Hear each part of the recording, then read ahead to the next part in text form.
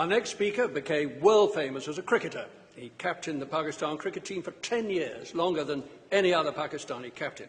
Since then, he's become a politician, the founder and the leader of Pakistan's Movement for Justice Party. Accused of being pro-Taliban for speaking out against the military operation in Pakistan, he's denied that charge.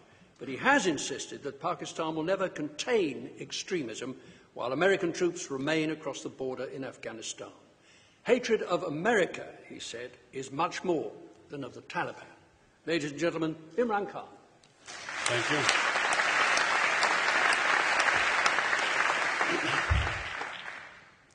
Well, Pakistan was introduced as the most volatile, dangerous place in the world. But no Pakistani was involved in 9/11. There were no militant Taliban in Pakistan. Osama bin Laden, trained by the CIA, was in Afghanistan. So how has this happened? Why is Pakistan today the most dangerous place? In my opinion, it's the military operations that created Taliban. General Musharraf made the biggest blunder in 2004 by sending the Pakistan army to Waziristan. When the army went into Waziristan, and this is very important to understand why the army was sent there, there were supposedly 200 Al-Qaeda that had come over after the Tora Bora operation that had come into Waziristan. The fundamental mistake made by General Musharraf was exactly the mistake made by the Americans after 9/11. The real enemy was Al-Qaeda. Taliban were religious fundamentalists. They had no capability of hitting Western targets. No Pashtun has ever been involved in international terrorism. Taliban were Pashtuns, not capable of doing anything outside Afghanistan. So by not separating the two, the Americans made the fundamental mistake by pushing the Taliban towards Al-Qaeda, whereas they should have separated the two. Similarly, when Musharraf was pushed by the Americans to get after these 200 Al-Qaeda, he should have isolated these 200 Al-Qaeda rather than pushing potentially 1 million armed men in the tribal areas towards Al-Qaeda, which is what he did. So today, after the Waziristan operation started, at the same time there were these drone attacks in Pakistan. You hear about these drone attacks, that there's some sort of precision bombing going on. Just this year, the government published figures of 2009, 44 drone attacks killed 708 people. 8 were terrorists, 700 were civilians.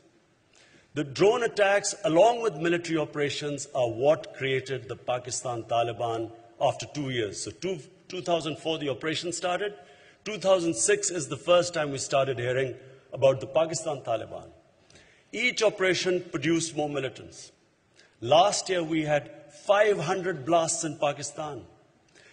The army operations produced refugees within Pakistan out of the tribal areas. At one point, there were 2.3 million people internally displaced. Out of the tribal areas, not Swat, which is a settled area, out of the tribal areas, there are at least 800,000 people displaced. The entire economy of the tribal area has been destroyed.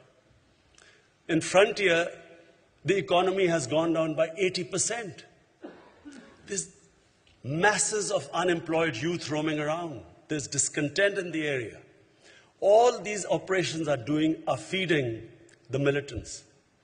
What you call Taliban, the ideological element in the Taliban is very limited. There are very few people who actually, in this whole Taliban movement, who actually have the same sort of ideological beliefs of imposing some sort of a Sharia. The majority are the tribal Pashtuns, who out of the reaction to this so-called collateral damage, and let me tell you, the insanity, the immorality of these military operations. The artillery guns firing from 30 to 20 kilometers away, firing into villages, F-16s, helicopter gunships. No concern about the number of women and children getting killed. Pakistan government hides these casualties because they're scared of public backlash. And all it is doing is is radicalizing our society. The youth, educated youth in Pakistan is getting radicalized. And the longer this insanity continues, the worse the situation is going to get. Exactly the same trend we saw in Afghanistan. 10% of Afghanistan was under Taliban in 2002. Today, 70% of Afghanistan is the Taliban-controlled rural areas. And exactly aerial bombardment produced militancy. So, in my opinion, there has to be a change of strategy. If Einstein defined madness as doing the same thing over and over again and expecting a different result, this is madness. All they're doing is that they're producing militants in Pakistan. And what no one is talking about, Sir Richard spoke about the Pakistan army, but how long is the army going to keep bombing its own people? And how long is this going to go on? And why will there not be a reaction within the army? 3 times there have been, once there was a coup against an assassination attempt against Musharraf. Once there was an attack within the GHQ, and then there was another attack near the GHQ in which a lot of Pakistani generals died. All 3 were inside jobs from the low ranks. And the longer these operations continue, I'm afraid there's going to be no end to this militancy. From the Western point of view, people here must understand that your danger is not, the streets of Britain are not going to be safe because there this action going on against the Taliban in Pakistan and Afghanistan. The danger is the radicalization of Muslim youth in the Western countries. The more you have the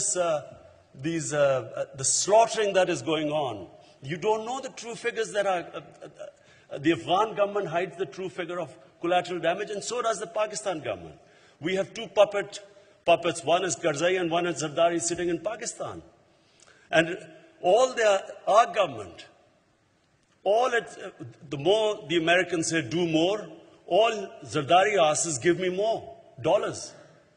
And in my opinion, it's a matter of time. In the next 6 months, I think you will see that there's going to be a massive change in Pakistan. The positive thing that is happening in Pakistan is for the first time, we have an independent Supreme Court. Not because of the largesse of any government or the establishment, but because of the people of Pakistan rallying behind a Chief Justice. Twice he was kicked out, and twice the people powers got him reinstated. So we have an independent judiciary. We have probably one of the most vibrant medias anywhere in the world.